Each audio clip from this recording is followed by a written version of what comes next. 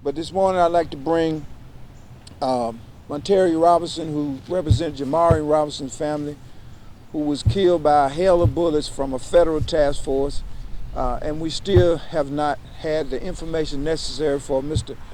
Howard in the Fulton County District Attorney's Office to seek an indictment. As most of you have heard the story of my son, Jamarion Robinson. Jamarion Robinson was a student athlete at Tuskegee University at the time of his death. But on August the 5th, 2016, my son was executed right here in Atlanta, Georgia. Right here in Atlanta, Georgia, my son was executed. And I am angry about that, because we have not gotten any real coverage, any national coverage for our stories, for our cases here. My son's case is one of the most graphic cases in U.S. history. August the 5th, my son was visiting his girlfriend that lived here in East Point, Georgia. Approximately about 1:30 p.m., her door was battle rammed open by 17 road police officers from Atlanta to Fulton County to Clayton County to Fayette County to East Point to U.S. Marshal Services with no warrant. So I want to make that clear. They did not have a warrant. After they battle rammed the door open, over 90 rounds were fired at my son. Once again, over 90 rounds were fired at my son. Flashbang grenades were thrown at him, landing on him, burning him. After that, someone walked up the stairs and stood over him and shot down into his body, not 3 times, but 5 times. After that, he was then handcuffed and drugged down the flight of stairs, where he laid there for over 8 hours with no medical aid rendered. It was an execution. It was a cover-up. And from day one, I kept saying it was a made-up gunfight. Now I have all my expert reports in that actually states that it was a made-up gunfight. There's no evidence of my son, as they stated, was the person they were looking for the week prior to that. That was a lie. That was made up. There's no evidence that my son had a shootout with them. There's no evidence that my son's fingerprints are even on the gun or even on the bullets that they said that my son had, the bullets. We're not safe in our very own homes. Should we be afraid? People are afraid. You know, they're talking about they're in the fear of their lives. No, we as the community, we are in the fear of our lives. Like, I would never call the police. And I advise my friends and family to never call the police, because you know that may be your last time, you know, or your last moment, especially for our brown and black children today. As you all know, one brown or black person is killed by police every single day. Atlanta has had over 130 killings of brown and black men since 2015. Atlanta is ranked number 10 with the most fatal police shootings. That's facts.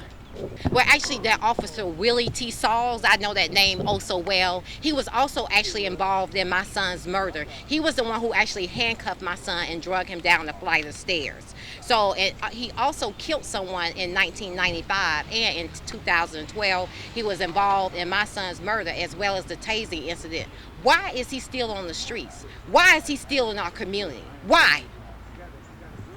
And you're stating that, oh, there was no body camera for the cases that you currently have. Our children's bodies are the body camera. So we're tired of the excuses.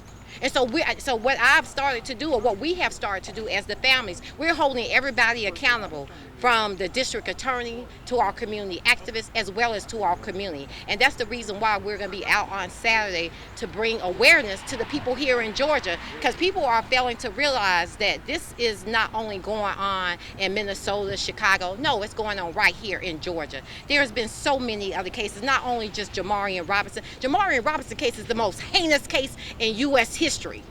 Why nobody is talking about that? Why nobody is tweeting about that? Why hasn't that made national news? And you ask me if I'm angry. I wake up every day angry. I'm mad because nothing has been done about it. You got Keisha Lance Bottom and Governor Kemp getting on the news talking about something that happened that doesn't even pertain to them. Talk about what's going on in your state, the state of Georgia.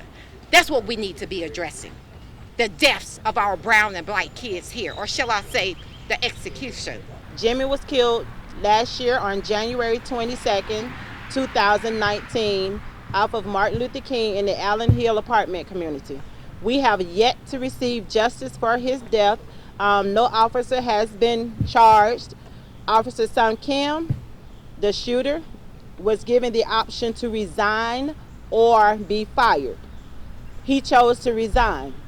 We're still fighting to have Officer Sun Kim indicted for the murder of Jimmy. Jimmy was in a closet, laying in a closet, was given 2 commands. One was to don't move, and the other one was to have your hands up. He came out the closet with his hands up and was shot 1 time in his face, which killed him. 1 time in his face, and that 1 shot killed him. We've spoken to the mayor's office once briefly for probably about 10 minutes. We've spoken to Paul Howard. Paul Howard has now told us that the issue is he cannot interview these officers because the officers are not required to give him a statement of what happened on January the 22nd, 2019. I pray and I hope that this will change. Keisha Lance-Bottom, the mayor, will make it a requirement for these officers to make statements of what happened in these cases to the District Attorney Paul Howard so that our family, along with other families, can receive some type of closure. These officers can be charged, prosecuted, and put away. And it's just time for it to come to light. It's time to put a bright light on Atlanta and all the officials who are involved in trying to sweep this on the road. In my mind, I said nobody should get a pass, and nobody won't get a pass. We're not going to give up. We're going to continue to fight. My son Jimmy wasn't perfect, but my son Jimmy didn't deserve to die the way that he died. Shot down like a dog.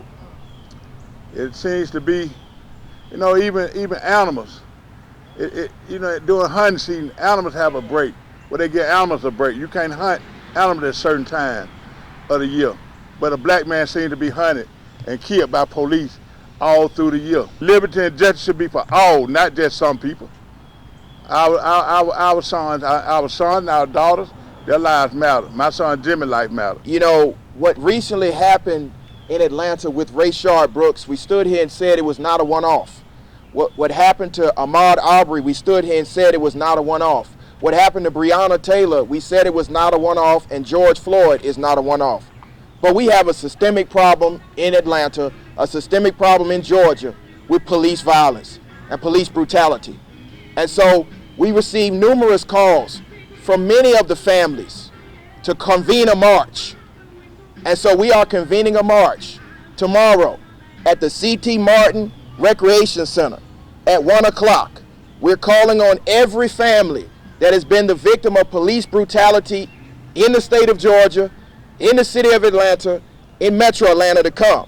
It will be tomorrow, June the 27th at 1 p.m. in front of the C.T. Martin Recreation Center, 3201 Martin Luther King Jr. Drive, Southwest. Because Southwest Atlanta is Atlanta. Jimmy Atchison was a son of Southwest Atlanta. Jamarion Robinson was a son of Southwest Atlanta. And there has never been a historic march in the middle of Southwest Atlanta connecting it to the state capitol. And so we're calling on everyone of good conscience, those that marched for Rayshard, those that marched for George Floyd, those that marched for Breonna Taylor in Atlanta, to march for these men and women that have been gunned down in Atlanta. You know, there was a couple celebrities a few weeks ago that said this is not an Atlanta problem. And as soon as I heard it, my phone started ringing. Monteria called me, Jimmy called me, so many of the mothers called me and said that was an insult. And so we're calling on our elected officials to come to the protests so you can hear from these families. You cannot convene a task force to fix police brutality without engaging directly the people who have lost individuals based on police brutality. We have to get real in the city of Atlanta. We have to get real in the state of Georgia. We have to address this once and for all. And to the police union, who stands behind individuals that are now charged with the most heinous crimes. If you truly are protectors of the community, I challenge you to come talk to them.